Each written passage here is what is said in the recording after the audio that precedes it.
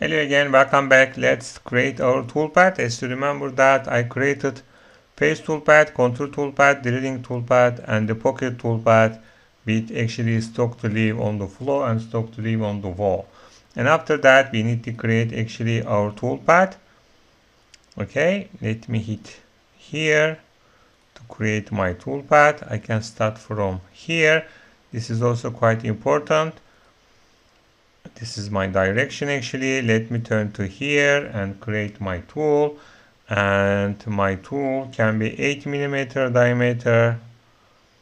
Okay, and then let me create my feed rate and my cutting speed and my plunge rate, and then let me turn to the linking parameters.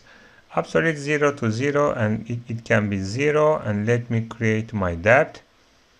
This is going to be my depth position. And then this is going to be my lead in and lead out process. It can be 20% of to my tool diameter arc radius. And then let me turn here. I don't want to see any depths here. I just need to activate multi-passes.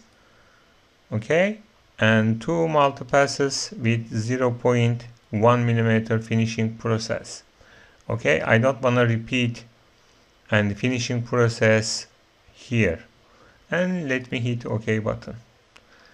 Oops, we cannot see any toolpath because of my direction. This is my tool, and then we need to turn to cut parameters, and then we need to turn to the right side of my geometry, and then we're gonna see that kind of toolpath. Okay, so this is the perfect toolpath actually. And as to remember that we are creating our pocket toolpath with that kind of stock to leave. If you left here 1 mm, for example, maybe you can be, and you can see there's some problem here. So after that you also need to consider that stuff. So this is the contour toolpath actually. So maybe we can also write 0.1 mm for here. Oops, sorry. And after that, let me turn to the here. This is my pocket toolpath. I can copy that toolpath and paste it here. I just need to turn to the here and change my tool. And then this is the same as my process. We can turn to the cut parameters. It can be 0 to 0. And then we can turn to the roughing process. It can be 10% of my tool diameter as a step over. And then I don't want to see any entry motion.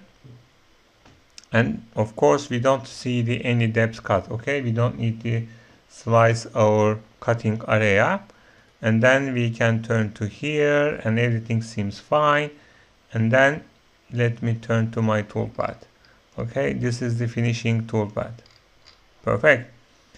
Let me turn to here. Maybe we should also activate our and the feed rate like this with that cutting speed, and maybe that's plunge rate. Okay, so that's it. That's all about my toolpath.